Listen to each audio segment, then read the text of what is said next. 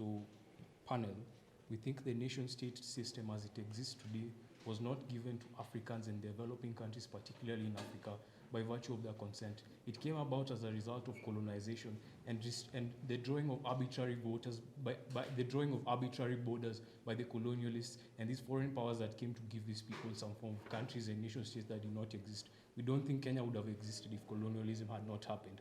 What this then means in this important and most importantly what it means is that these countries have some form of centralization structure where power was taken from the ground and the decentralized units and the devolved units where it existed, and it now became part of the structures and of national governments and that power. So these governments now have control over the aspects of their lives, and they can go out and borrow debt without these people's consent, without anything, without these people being able to approve it, and they can come and spend that money however they like it, without necessarily having that form of legitimate consent that comes as a result of being proximate to the problem and being closer to the ground. What this then means in this debate, and most importantly what it means, is that there's some form of moral legitimacy that these states have to return power to that ground. And we think the best way to return that power is to allow these states, these municipalities to have some form of independence in managing their financial structures, being able to gain some form of bonds and financial incentives to be able to improve their lives and that sort of thing. We think these developing nations are particularly vulnerable, and we think this vulnerability is exasperated by these central structures of governance and these central governments that exist in society today.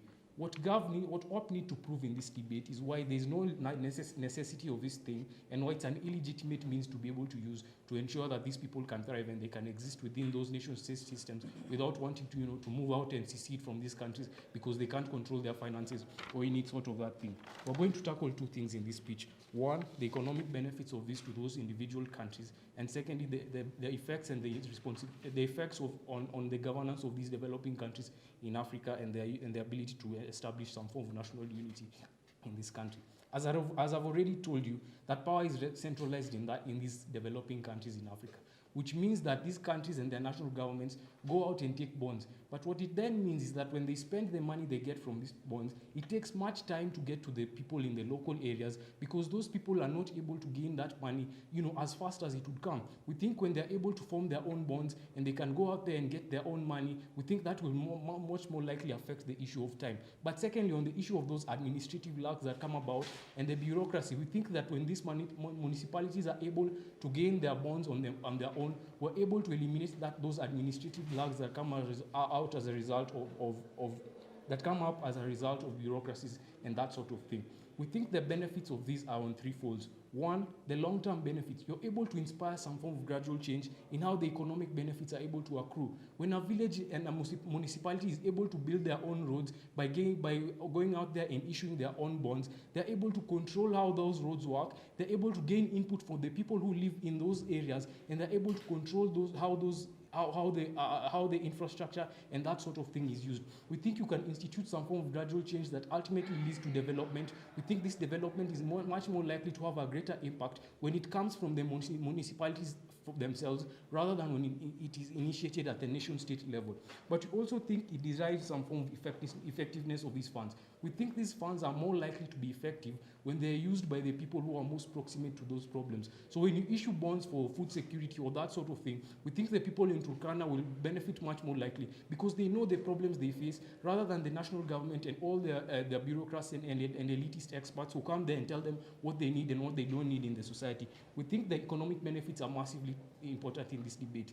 What OP need to prove is why these economic benefits will not arise and that sort of thing. Secondly, on the issues of strengthening governance and unity, we think that as a result of this proximity and as a result of you being able to control your finances and your own bonds, you're more likely to be responsible for these things, which then means you're more likely to be accountable because you can just go out there to the neighborhood MCA and tell him, how did you use the bonds that you raised? Why didn't you use them properly? Then you vote him out in the next election. When that exists at the nation-state level and the nation-state is able to go out there and get those bonds, the likelihood of you being able to travel from here to the capital city to be able to ask that legislator how the bonds were used and to be able to get effective change and accountability for how that bond was used is unlikely in this world.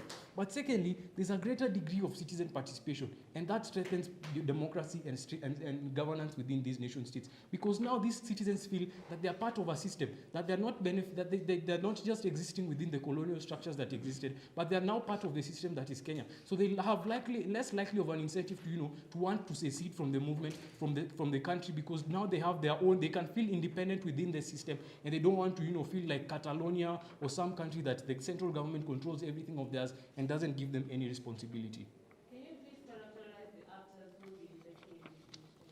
We think these municipal bonds are likely to attract people who can invest from every other part in the country. But we think more specifically important is that these bonds will be given as a result of your capabilities, and they assess how your credit rating is as a municipality. We think this is massively important in this debate. Investors will look at you, how you can pay for it. They won't give you a bond that's unsustainable or any sort of that thing. We still think the principles of fair finance and that sort of thing will apply to this case. On the issues of how, maybe they might bring up the debt trap and those sorts of things, and how foreign investors will likely come here and, and try and dissuade these municipalities to do something important. But first, you need to recognize that the government is more likely going to want to help these people if they don't, pay their bonds, because they still want these people, to be able to gain some form of existence. And the government will not just want to usurp that power and tell them, you can't borrow your bonds right now because you didn't pay them. We think the government is more likely to tell them, we'll help you pay for it, but next time you must enforce some stricter controls. But we think the funds are more likely to be lent at your own capacity. So you get a loan for what you can afford. They don't just give you a loan for something big or something massive that you can't really afford in the society. We think this is massively important on this debate. But secondly, the likelihood of success. We think this form of devolution is most important within capital structures. This form of devolution enables these countries to have these municipalities to have some form of independence while still existing with these countries. We think that massively strengthens unity and government in those cases. We think it has already worked in much of the developing countries, in the developed countries outside there. For example, how the United States has been able to devolve, the issues of building infrastructure bonds in the society to other municipalities and that sort of thing. We think that it has worked massively in countries in the European Union, in countries like the UK, where Wales and Scotland and their municipalities within those nations are able to do that. We don't see why it would not apply to these countries. We think it will increase governance, and the economic benefits are massive. Thank you, Prime Minister, for setting the debate. Would the Leader of Opposition please begin the opposition case? Here.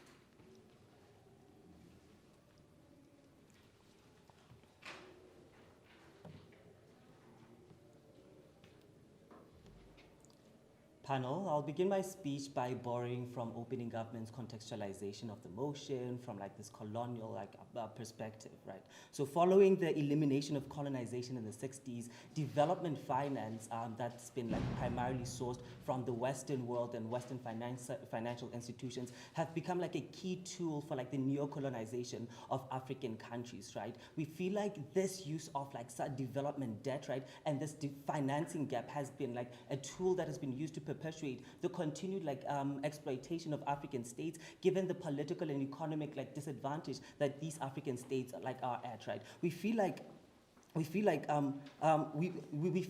at the very foundation of things, what the proposition seeks to do is to perpetuate this, right? To perpetuate this risk of this sort of financial neo-colonization, right? Now bringing it down to municipal level, right? Will demonstrate how this exacerbates the risk that African countries at national state have already been experiencing, and how this concentrates this kind of risk to smaller municipalities who have less negotiating power and ability to deal with debt at the end of the day, right? We want you to note that this motion is not necessarily about the impact of the money being raised. African states need money.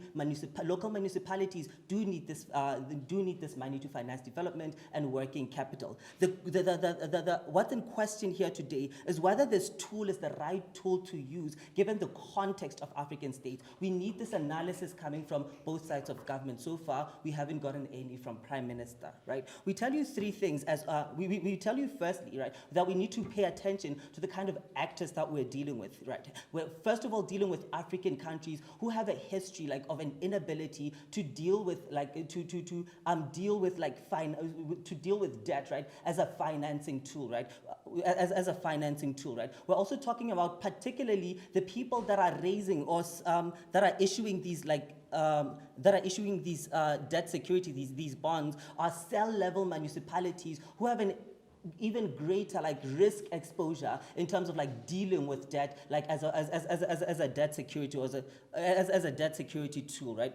We also tell you that most likely the kind of people that would buy these bonds are financial institutions with a lot of financial power to even carry the risk of buying a debt security in a developing country, particularly in Africa, and not even from the national government, but from a very small municipality, right? We tell you that the extent of risk that this kind of bond carries means most likely than not, the people who would be open to carrying this kind of risk would be Western financial institutions and individuals globally, right? We tell you that this specifically then perpetuates the kind of financial neo-colonialism that African countries are vehemently trying to deal with and to get out of, right? We tell you that this debt trap is something that African countries are experiencing, and by taking this risk down to municipal level only goes on to exacerbate that level of risk, right? We then continue then to tell you that first we present basically three arguments as opening opposition. First of all, we tell you that we talk about municipality capacity to handle debt burden and in fact negotiate negotiate or renegotiate terms, right? We tell you that local municipalities don't have the capacity or have a lesser capacity to negotiate and renegotiate terms, right? We tell you that when governments or the National Treasury negotiates bond terms, they have some sort of political capacity or political leverage, right, to be in a better position to negotiate the terms of the terms of a bond, right? They also have the economic leverage, right, to back up these bonds. We tell you at the end of the day, local municipalities as it stands in Africa don't have that kind of capacity in terms of politically speaking, in terms of the economic, right? They don't have the national treasury behind them to back up these bonds, and they don't even have the kind of capital in terms of at least infrastructure to back up these bonds, right? We tell you that this lack of capacity means at the end of the day, these local municipalities will be at the lesser end of the negotiating table, right? We don't feel like local municipalities are the best actor to carry on the burden of negotiating debt securities, particularly bonds. We also tell you that municipalities typically don't have a control of their own budget, right? We tell you that the nature of this bond is that one, it is based on a fixed interest term, which means after every period, typically every year, the bond issuer has to pay an interest, right, on top of some sort of on top of a premium, right? We tell you that local municipalities don't have control of their budget to finance the payment of these interest rates. We tell you at the end of the day, this becomes a huge risk for municipalities who don't have a control of their budget or their own treasury, who rely on the national budget to finance their own budget at the end of the day, to then trust them to be able to pay back this interest. We tell you there's a lower likelihood for these guys to be able to pay back this interest at the end of the day, and this exposes municipalities and municipalities to a broad range of risk. Yeah, these municipalities do not necessarily exist in a vacuum, right? The bank doesn't just lend you money because you can negotiate your way out. They lend you money because of your ability to pay.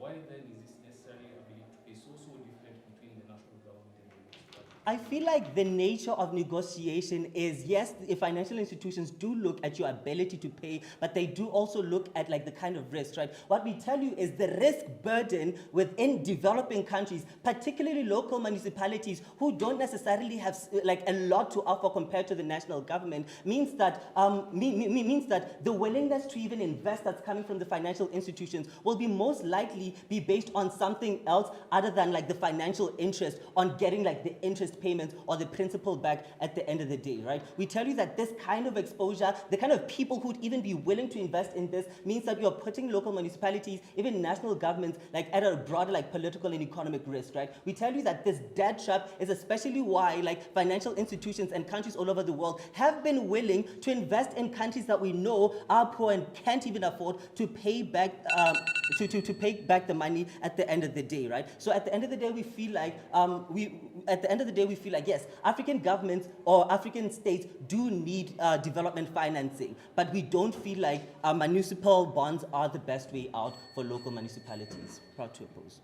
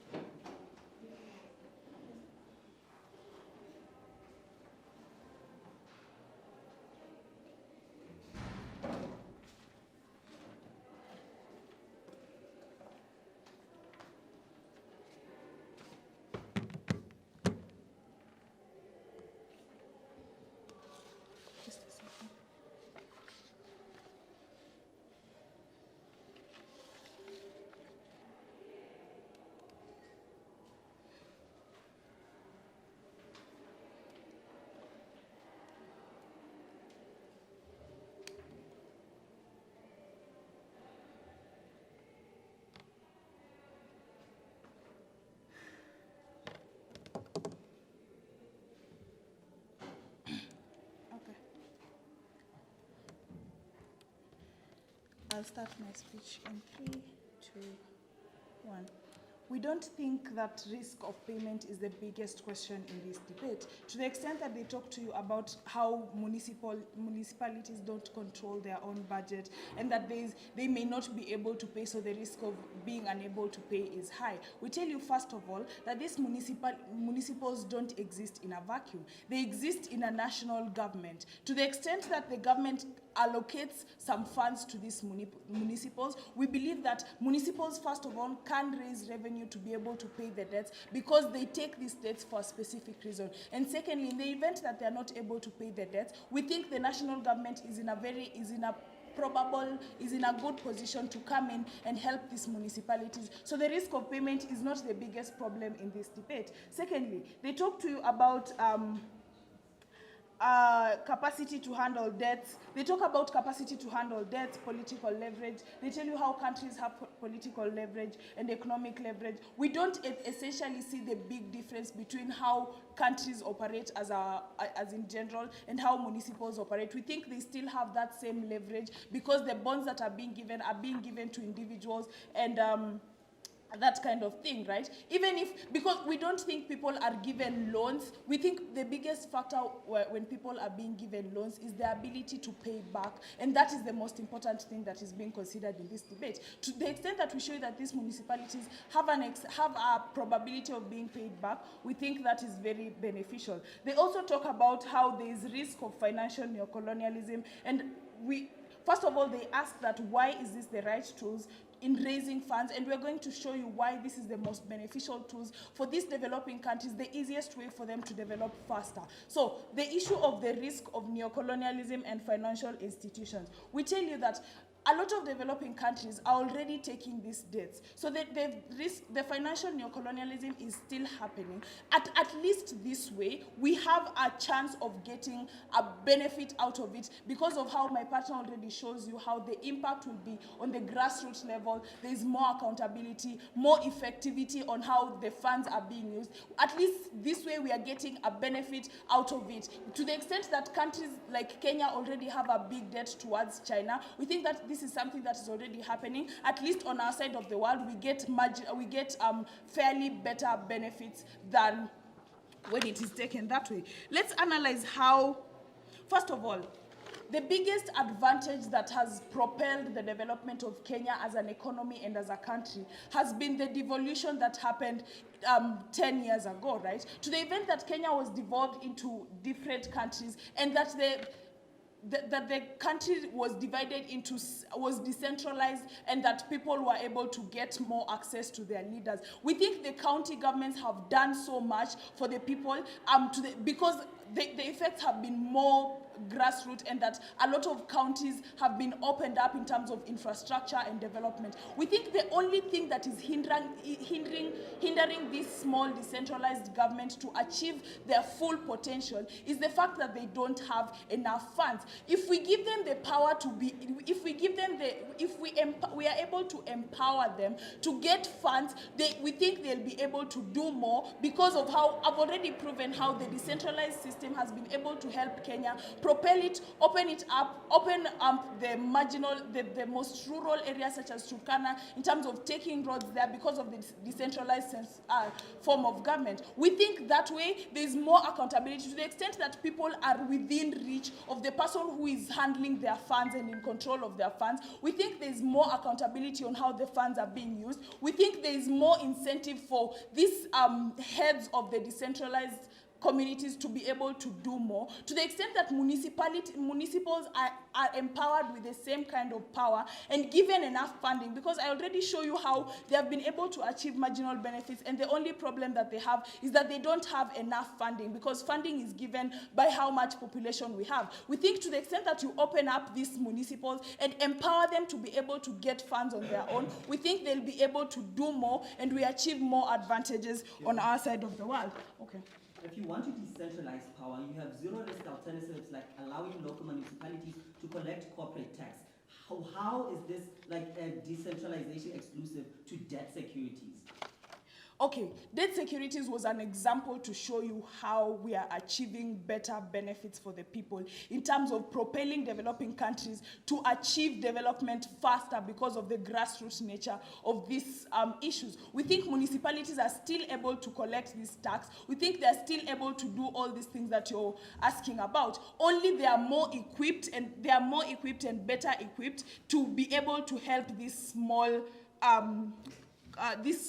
entities that exist within the national government. We think the national government is still an actor in this debate, and that the only thing we do is that we create more accountability, because to the extent that there's specific leaders who will go take loans from abroad and come and do for example, they come and misappropriate the funds. At a national level, it is very hard to hold them accountable at that level. In as much as we are empowering these countries to be able to, build infrastructure and whatnot, we think at that point we are less able to hold them more accountable. And in the event that they I've already explained that, and we think we are also able to achieve more benefit. Let's do a comparison of both worlds and see what we achieve in the best case scenario. On our side of the world, we achieve a faster propelled development scheme for developing countries. We are able to put them at a position where they can be self-sustainable, because to the extent that a municipal is very agricultural and the only thing they lack is processing power, or the only thing they lack is the roads to transport their goods so that they can achieve market, to the extent that we empower municipalities to be able to, build this kind of facilities that allow developing countries to be self-sustainable, we think we are achieving a lot of benefit for them. On our side of the world as well, we cap the issue of misappropriation of funds and how that is the biggest issue in developing countries. The biggest hindrance in developing countries is the fact that even though we get aid and funds to be able to develop our countries, we are not able to do that because of the high rates of corruption. We think we are able to cap that better because of the vicinity of the leaders to the people and the ability to check them better than at the national level. On their side of the world, we still remain in status quo, which is very problematic, and we are achieving development at a really slow rate, if not worse, because of the neocolonialism. Thank you.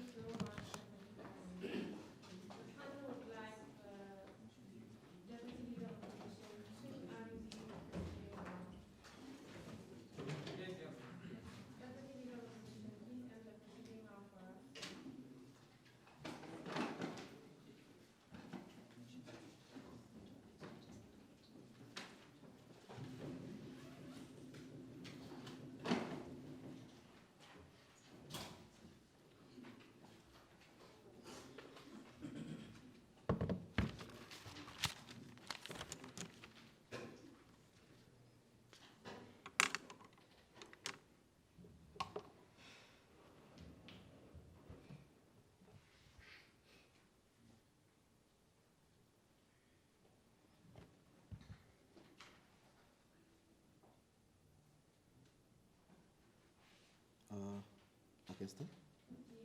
Okay.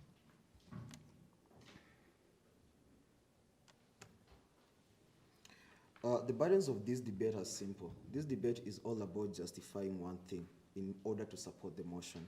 Justifying the burden of demonstrating that bond issuance, key thing, bond issuance, not any other advantages they bring here. The key here, how does bond issuance by municipalities facilitate an advantage for Africa to develop?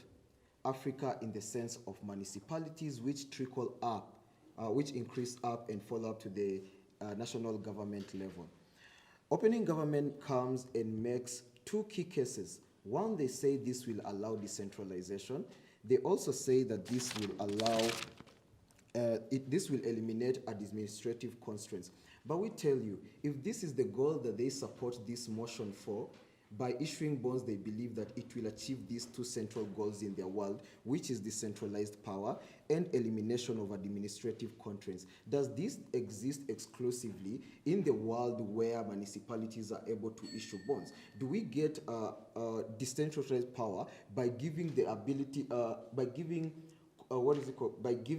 municipalities a chance to actually be also be able to issue bonds? We believe no, these are not exclusive to their side. And we have shown you actually, which is why side opening opposition should win this debate, because we've shown you in any case that they can make of what advantages exist to support this. We provide a better alternative in terms of, for example, decentralizing power and eliminating administrative constraints, where we come and tell you, for example, why don't you give municipalities a chance to collect their own corporate tax? There are companies, for example, in Kenya that exist, their main or headquarters are in a certain municipality, but the corporate tax that is collected that can be used as working capital to support infrastructure and other issues is taken by the national government. Then the national government splits it across all these other municipalities, while the municipality in which that company exists has not actually gained, because maybe of the population size or whatsoever, has not gained enough from that corporate tax. So there are alternatives to decentralize the power that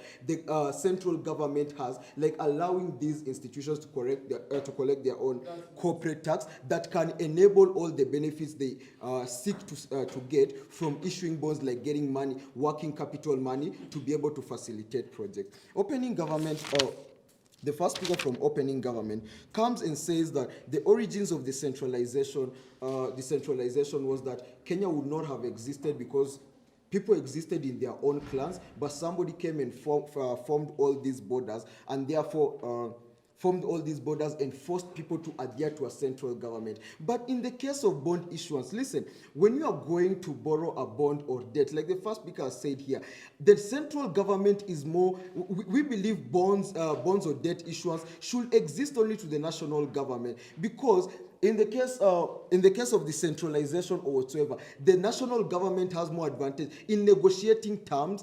and also handling the risk. Let's say we accept you may qualify as a municipality to get a loan because you've shown you can actually pay that loan back. But there's also this issue in any loan or debt security. There's an issue of guarantee, because even when you've shown that, hey, I earn this much and therefore I can facilitate the loan. In case you don't earn that much, there's supposed to be a guarantee. Where does the guarantee come from? In this case, it comes from the national government. And national government, like the opposition leader has told you, is already constrained with debts from China, Eurobonds, and all those other areas that it cannot handle. So your guarantor already is heavy burden, but you want now to go in the name of decentralization, use municipalities to gain this. So we find that problematic, and the reason why we cannot support this.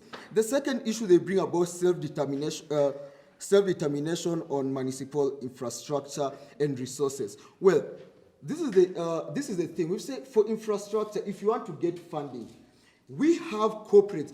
The way a country or a nation exists or funds its activities is mainly through taxes, right? And we say this can exist in another form where they can allow actually municipalities to get corporate tax directly to them and not getting an allocation from the national government. So in issue of self-determination, why do we have it to do it in a risky way that puts not only the municipality, because if they default, You know, you assume here, yes, you can qualify for debt, but there's a guarantee that you need to make. And this only if you take up bonds as a municipality. The risk is not only to the municipality, but to the whole country. Because if you default on your debt, the national government will have to collect more from municipalities that are not in relation to yours to be able to cater for that debt. I'll take you, Mr.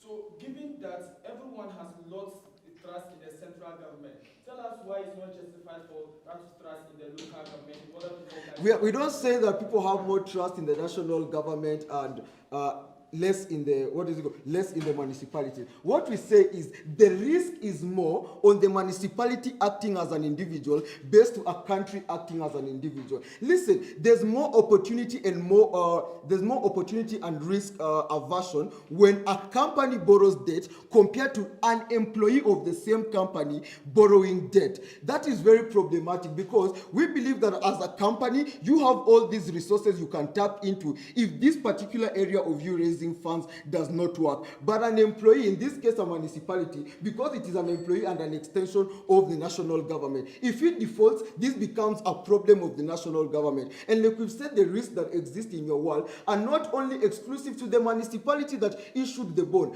but to the whole nation, where it will trickle down to other municipalities because the government will have to find a way to tap into those municipalities to raise money to pay off that debt. And we find that unfair, considering that this was a problem that was caused by one person in the case of default. But listen, we bring to you key arguments where we tell you that, one, the capacity of municipalities, why we don't support it in the context of municipalities, is because we've seen already, when it comes to debt, interest rates, the longevity of how much time you will take to pay, you can get those negotiations better when it's done by the government, right? So we do not believe municipalities have an advantage in that sense. We tell you about the national risk exposure that comes from diversifying these debts, where we tell you the risk exposure is more, not only to the municipality, but to the whole nation, because already African governments have proven it's hard for them to pay. Now imagine delegating that to municipalities. And that's why we are proud to oppose.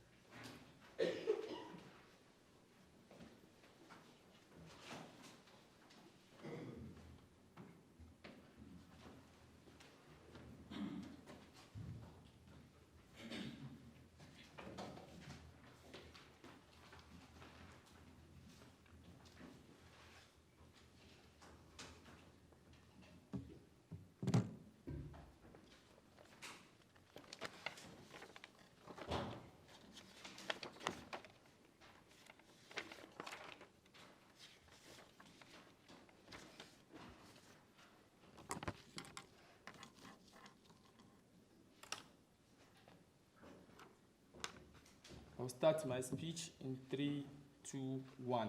I am basically going to do three things in today's debate.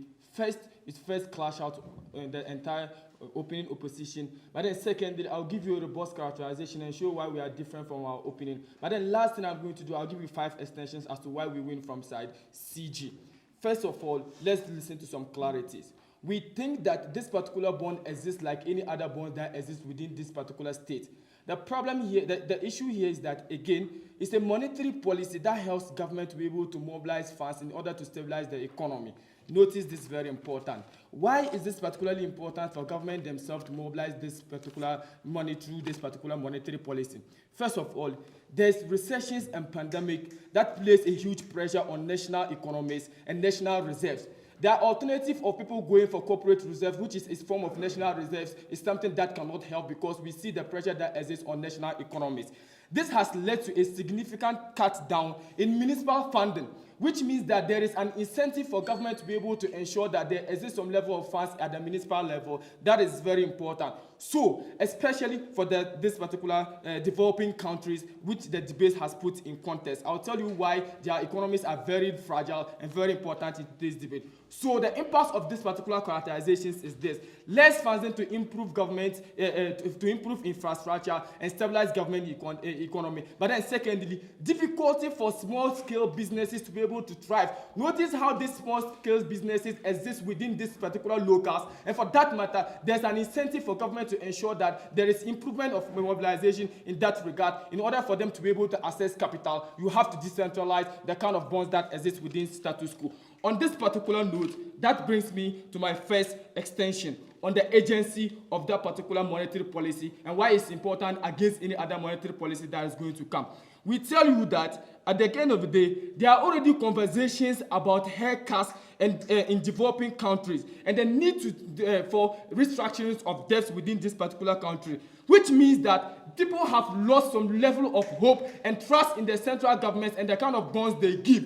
Notice how when I asked him the POI, he couldn't be able, he couldn't answer it because you have seen in status quo how people have lost trust in the kind of governance that exists within developing countries, and we think it's very important. What is the impact of this particular analysis? We think first of all they lost trust in their government. They won't buy any form of bonds from them. They needed to show us why people will buy from the central government in the first place for them to be able to win. But the third thing you need to understand is that they won't buy any bond because there is no alternative for them to purchase it, because all those alternatives exist at the central level, meaning people are not incentivized. We think what this particular bond does is that they are able to interact with people who are around them, they feel with them, they interact with them, they live with them, they are more likely going to trust them, and they are more likely going to believe that their monies are not going to go in vain. It will come back within the locality and that they are going to drop. Notice how everyone within a particular state understand the kind of economic turmoil that exists within African countries. So there's the level of empathy. People are no more going to even worry about the kind of interest that exists. Why? Because there exists like vertical structures that government have even taken within particular instances through tax cuts and other things. People understand we are in an economic recession. They need to go out of this. So it means that at the end of the day, no money will be available to be able to run the economy if they don't decentralize that kind of bond that exists. Meaning the ultimate problem here is that when they don't decentralize that particular economy, it means that the country is going to collapse. This is something we don't want. And that is why we prefer the world that decentralizes that particular kind of bond. We think it's very important. That is the first argument you've gotten from us. But then secondly, we think that why government need to decentralize this in the first place. So we think that African countries depend largely on this particular the national reserve. They don't have an alternative. I already said that. The impact is that when government is decentralized, what happens is that at the end of the day, they decentralize accountability in itself. You got that bit from OG, credit them for that. But what you are going to credit us for is that at the end of the day, people are going to track the mobilization process because it's at the lower level. So they are able to track it and know how it goes. Secondly, on that level, we think that we are going to speed up the process of mobilization of money, which you need in the instance of recession to be able to go out of the recession. We already know African countries cannot go out and borrow again. They need to be able to ensure that they garner all monies they can get within in order for them to be able to stabilize their economy. Before that,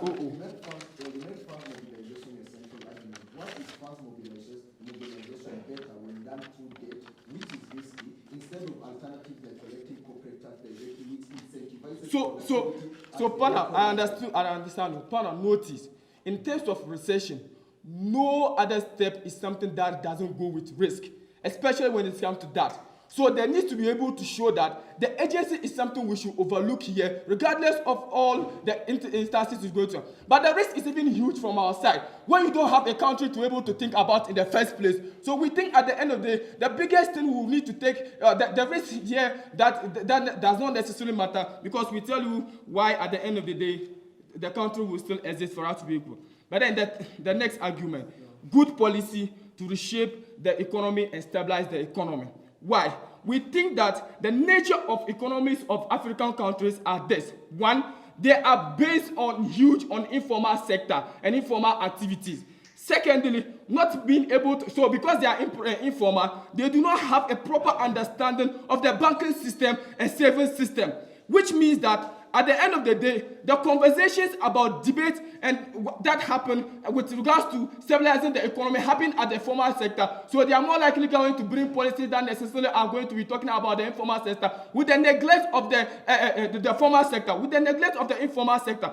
We think in today's debate, the contribution that the informal sector or the economists have to be able to place within status quo is something that cannot be underestimated. When you decentralize the economy through this particular bonds, what you do necessarily is that at the end of the day, you are more able to start the conversations around them, and you are more able going to include the kind of contribution they have within status quo. They understand these people because it has been given to them. They are able to interact with them. It's very important. Note, the reputation of the central government is already in turmoil, which means that local government need to help them with that kind of mobilization of policies and other things. They need to be able to show that people who even borrow or go to the central government in the first place, they won't because they don't trust them. Tell us why they will trust them. With this, we are more than proud to proceed to quarterfinals. Thank you so much, government member. Opposition member, the panel. Left my phone.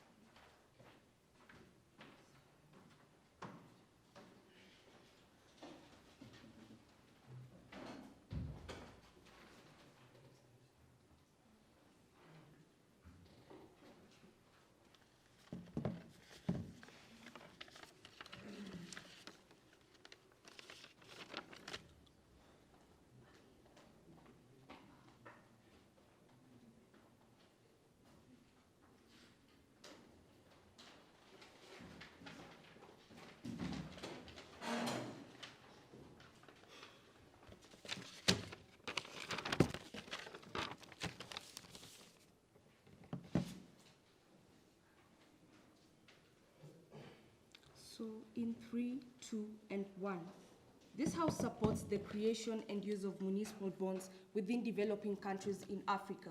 We first of all need to assess particular parts of this motion so that we can interrogate some of the fiats that are just flying around in this debate. One, the rhetoric of support. Secondly, creation and use of municipal bonds. The understanding of how municipal bonds work, and especially the major understanding of what a bond is going to help us to destroy one of the major extensions of closing government. Thirdly, developing countries in Africa. If you understand the characterization of developing countries in Africa, we will buy some of the contextualization of what developing countries look like from OG. Let us now add on to some of it by showing how the election processes take place in these developing countries in Africa, where one, you find that after these leaders get into office, there is always an incessant problem of them being tough-headed to such a point that once they arrive in office, they are always likely to abandon their citizens. They do not care whether these people are taxpayers' money, but they easily opt out because of the salaries that they receive by actually saying, well, our social contract theory of protecting these people, we can easily build roads even after our going end of 5 years, because if people see roads, they are likely to elect us. So even within that process of first, second, third, fourth year, they are easily likely to kind of relax. You also need to understand that these are also countries which have incurred a lot of debts. You look at an example of Kenya, which has 119 trillion of China's money. You look at its borrowing also from the IMF. You look at its borrowing also from the United States. Not only that, but you also look at Uganda, which almost had China taking away its airport because of the kind of loans that they had. These are very many loans that really deserve to be paid, all by the central government. But secondly, you also need to understand, a bond is not something that people actually go to borrow from government. A bond is something that works like government actually incurring a debt internally.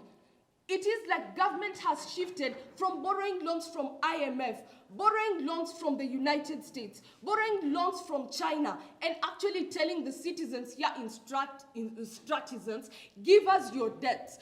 Give us your money. We want to borrow your money. So it is the municipal government asking you, please give us your money. we want you to invest here and then we will pay you back. That is how a municipal bond looks like.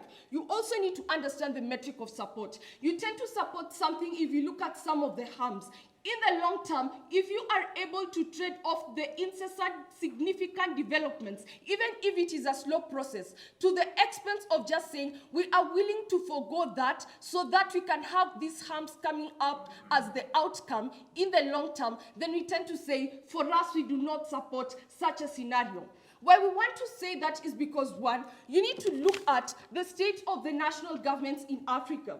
Especially in these developing countries, the high levels of both internal and external debts to look at in the status quo. The kind of status quo we have right now already characterized by the kind of debts that we have. And then now you come and say, let us have the municipal bonds coming in place, while the status quo already has debts internally. We tend to say that if their extension was that people have already bought out of the central government, they have already bought out of the municipal government, because one, of the very urgency of like wanting government to pay back their money, even the tenders that they are giving government, but the expense that government already has internal debts, and people always striking and saying that, okay, government has not paid us our debts, government has defaulted, also makes it an incentive for these people to say, we are not going to actually lend to the municipal government. You also need to look at the high levels of corruption we've already characterized by you in the leadership, which looks at accountability, and why we say that this thing is going to be symmetrical. If we actually support panel, looking at what is happening in the central government, whereby even if they say that it is very hard to find accountability, we tell you that the Ethic Anti-Corruption Commission is already there and is working in the status quo already. We've already seen, for example, in the Republic of Kenya, people like Waluke already being taken to committee maximum prison because of corruption. That is accountability enough. Whereas in municipal places or in these decentralized states that they tell you, yes, people are going to actually say, where is the money? But after that panel, look and gauge in the next election cycle, they still elect the same people. So if what kind of accountability? Does it just stop there? We kind of need traction in society, and we tell you it is better if the central government works at this. One thing you're going to get accountability on our side is because when central government is handling a bond panel, this is something which is part of the national treasury. You tend to incur a lot of international attention. A lot of drama flies over the day when BBC, Scotland Yard, and even Al Jazeera comes in and hears that, okay, the government of Kenya has actually refused to pay, for example, the debt of maybe Coca-Cola, or even the debt maybe of Amazon, or even the Google company, for example, in Kenya, or even maybe for a particular kind of elite who kind of lend the money to the government, because we tell you that it is the elites who are going to be lending these bonds like to the government. So we tend to tell you that accountability is best bought on our side. You also need to look at how municipal governments have an incentive to already abide by the social contract theory, and also to ensure that they do not fall into the same trap as their citizens. What it means is that these local governments become victims of the negative impacts that the problems come with. Now, the problems trickle-down effects of the central government trickle down to the municipal government, meaning that municipal governments want to escape having this kind of a lot of internal debts to such a point that they cannot pay it. So they will very likely opt out of the will of having their own kind of municipal bond so that they can actually relieve the central government of the burden of always bailing them out at a point in time that they fail to actually pay their kind of debts. We also need to understand, panel, that this kind of lack of accountability, which is far much more better in the central government, which is less got in the municipal government, is something that we tell you that we tend to think we cannot support municipal bonds actually being given in this kind of like developing countries. Thank you so much, government member, for that speech. Would the government please give a summation of the government speech?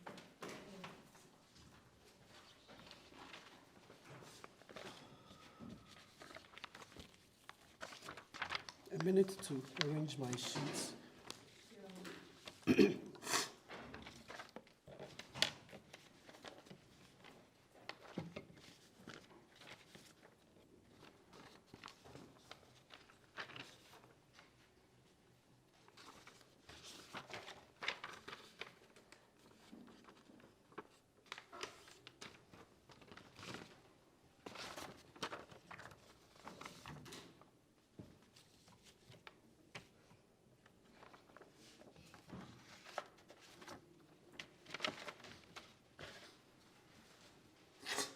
All right, so panel, I begin my speech in 3, 2, 1. 3 things. First, take out OO. Second, show why we are different from our opening. And then thirdly, engage CO. So the best thing we get from these guys is that there is a certain inability for local municipals to pay and not be able to negotiate for good deals, but the national level is able to do that. True structural reasons why that will not happen. One is because of what we already characterize as the agency that has affected the African economies, making them lack some level of international credibility within the capital market, so they've lost their ability to bargain to get cheaper bonds generally. What that means is that our world creates a new environment where municipals preserve themselves and check up to get bonds on their own. What that means is that we get a new image to be able to engage the international community, to be able to get newer things, once we have been able to already show that on a national level, there is a certain level of mistrust from the international community. But then the second thing is that we believe, they also talk about the fact that, okay, there exists a certain level of political reasoning that governments use to protect these things. First, recognize that political reasons always come with sanctions that necessarily citizens do not actively consent to. So on a national level, governments are likely going to trade off like national ideologies, etc. In an instance where municipal ideologies are enforced, you get municipals taking key decisions that are more effective to them rather than on a national scale where government and political interests clash them. But then the third thing is that there exist states like confusions that could exist in their world because okay, so for instance, in the Russia-Ukraine, while all like African countries started siding with Ukraine, you saw that all like funding and support from Russia is taken away. In this instance, we create a new a genuine environment where municipals are better able to engage and self-sustain. We've told you how currently there is that kind of shocks that are happening in the municipalities because national budgets are strained and government is unable to give these municipalities too much. We believe that the state's obligation needs to be checked. In places where government fails or central government fails, there needs to be an ability for citizens themselves to actively participate in taking good decisions that directly affect them rather than waiting on all other things.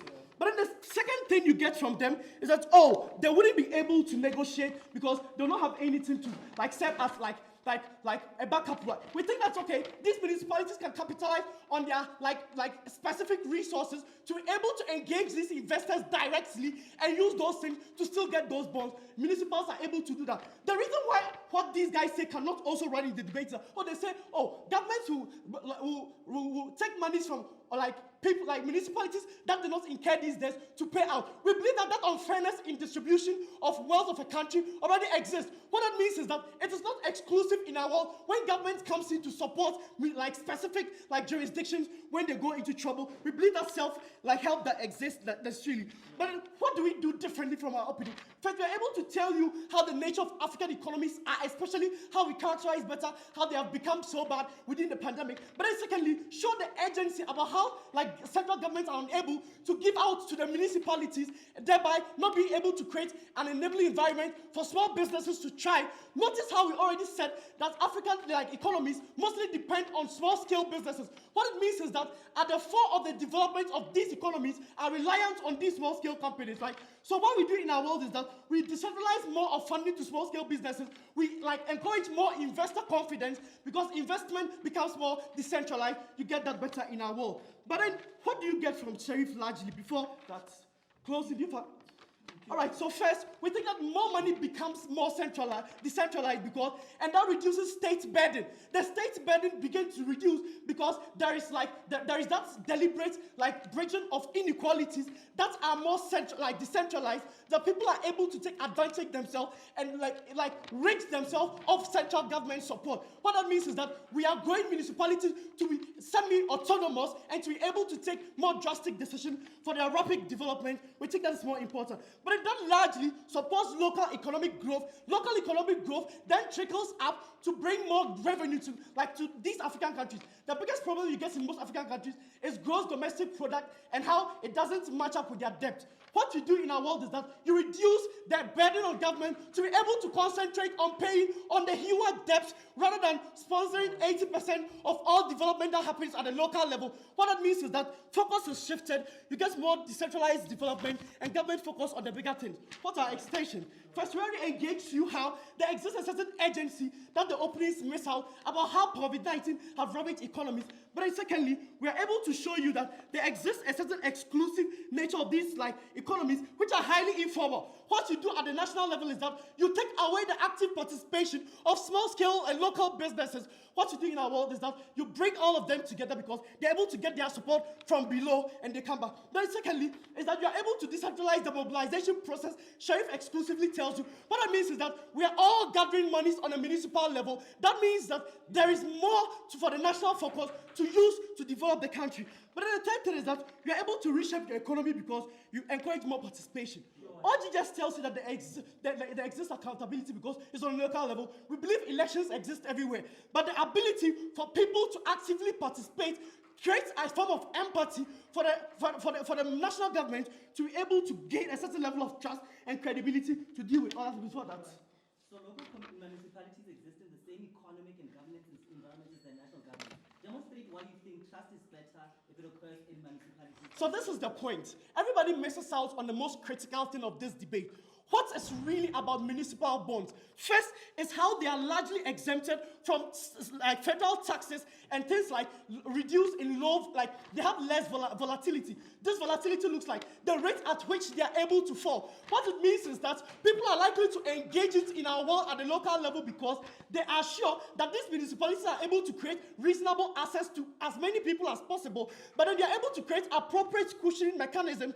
But then thirdly, they are able to self-engage and ask all the relevant questions at the local level for full and proper understanding. In our world, there is more engagement, more understanding, more trust in that regard. You don't get that on the national level, you lose out of today's debate. Why is CG even funnier? We think two things CG say. First is that, there are loans that government must pay. We already told you how government can concentrate on that, while the citizens have empathy on them to focus on national level. But then secondly, we tell you that structural debts must have structural ways of solving them, and it must be a collective effort through active participation of all people within the economy. This is an economics debate, and it must be the broadest way to solve the problems that face African countries. Proud CG.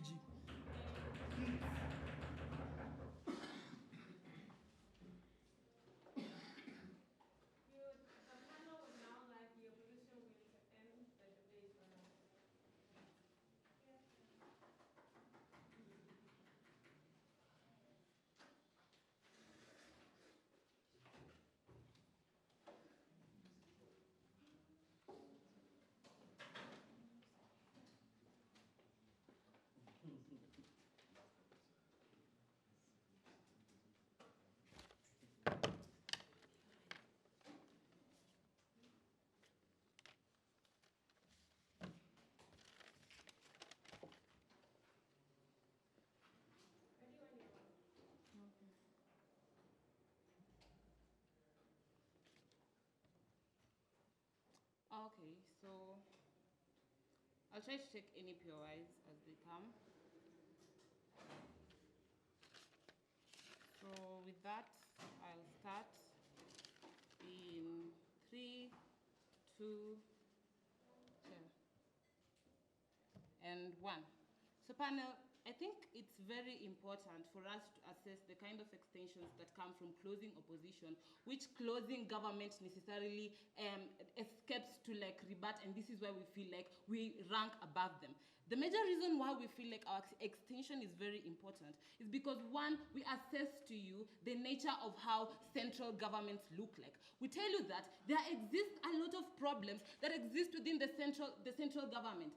This looks like, for example, high levels of corruption, lack of accountability in these national governments, high levels of both internal and external debt.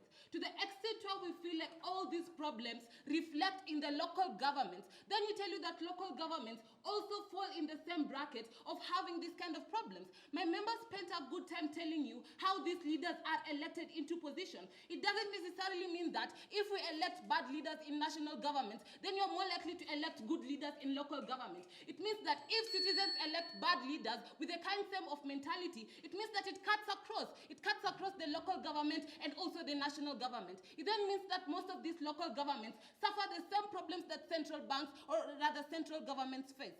To the extent where we feel like already these local governments are in a position where they're already burdened by not only their own local problems, but also by the problems projected to them by the national governments. We feel like it's very urgent that there is the kind of necessity for these local governments to not fall in the same kind of trap that national governments have fallen into. That is incurring a lot of internal debt and external debt, thinking that it's going to be sustainable in the long term. We think that this is a cycle that is going to put these local governments into a projection or into a cycle of problems, of things to do with like unsustainability in the near future. We think that this is bad because it then means that if we have problems to do with lack of accountability in national governments, which also exist in local governments because people elect these people using the kind of metric, if it's through nepotism or if it's through tribalism, it means it cuts across. To that extent, we feel like this is going to be even much worse because these local governments are not only going to face these problems, but incurring debt, which is a liability, means then that if you don't have the kind of lack of accountability that is necessary for you to ensure the sustainability of this debt, it then means that you are put in even a much worse position for you to cater for your local citizens and for you to also be sustainable in the long term. It also means that if you have problems to do with corruption that runs across the national and local governments, it then means that there's going to be a problem to do with inefficient allocation of resources, which is also going to be a problem that is going to affect the sustainability of this debt. To the extent where we feel like these extensions as brought by my member as something not engaged by the closing government, we feel like this is very important and this is where we rank above them. But notice how funny their case is when they come and talk about the idea that people have lost trust on the national government. We tell you that this is problematic because local governments are a replica of the national government. It then means that if people have lost trust in the national government, they have also lost trust in the local government because it cuts across. They had to prove to us why is it that the local government is specifically different from the national government, which is something they don't tell us. But even if we tell you that people have lost, but even if you were to concede to this funny argument that people have lost trust in the national government, we tell you that this is not necessarily likely because, one, people getting bonds or rather investing in bonds from the national government means that it is much more secure because it comes from the national treasury. If it means that the country has to go down, it means that if it means that the country has, for example, to kind of go down, the country puts some kind of investment to ensure that it not only remains sustainable in paying these debts, but also ensures that it maintains a good name, as said by my member. To the extent where we feel like we cannot necessarily use the idea of loss of trust in this debate, we feel like the whole argument that trust is a problem outweighs or rather runs out of today's debate. But secondly, the problem with closing government, which makes them even rank out of today's debate, is because they come with the idea that, you see, when we incur a liability, which in this case is a municipal bond, then you're going to solve all problems that exist in status quo. This is a problem because they do not recognize the fact that this is a liability that comes with risk. They had to show us why this trade-off of long-term sustainability is something that we should use to measure problems that can still be solved even without these municipal bonds. They talk about how small businesses are going to thrive and informal sector is also going to thrive. A lack of a mechanism that comes from their case is they fail to show us how do they see like the small businesses are going to thrive when the local government is incurring a debt from these people. To the extent where we feel like these local governments are already faced with a lot of problems, we don't necessarily think that small businesses are going to thrive when a local local government is burdened, but not only the national government problems, but also the local government problems. We feel like autonomous decision still exists even when we don't support this kind of idea, because it means that these local governments can still make their own decisions on how they use these resources. It doesn't necessarily mean that when we don't support this, we take the whole idea of autonomous decisions from these local governments. They had to defend to us why in status quo this idea of choice is something that has been limited, when in already the national government gives these people funds and leaves the allocation of these resources to these people. The reason why also closing government is out. Save your case before I continue. So the problem here is that African countries need so much money to be able to stabilize their economy. Their side completely failed to tell us how the current standing in bonds will help us go out of the. You see, the problem with these people which I've already engaged with is that they feel like a loan is something that can ensure your sustainability in the long term. They fail to recognize the fact that already in status quo, national governments have failed to be sustainable while incurring internal and external debts. To the extent where we feel like this is already a problem, why then do they think that local governments are in a much better position to outweigh these problems that national governments have already faced? So closing government is out of today's debate because they fail to identify the fact that whether these local governments incur these municipal bonds or whatever, they're still going to get funds from the national government, which they can still use. But even if we were to talk about small business thrive and informal sector, they can still do this where they get to incentivize the small business sector and informal sector to thrive within this kind of local government. It doesn't mean that you have to incur loads. Why we feel like also, let us engage OG, which might be somehow relevant. Panel OG comes with the idea that you see, when these people, when local governments incur debts, national governments can come to pay in for them when they are not in a position to pay these debts. This is problematic because how can a national government that is already faced with problems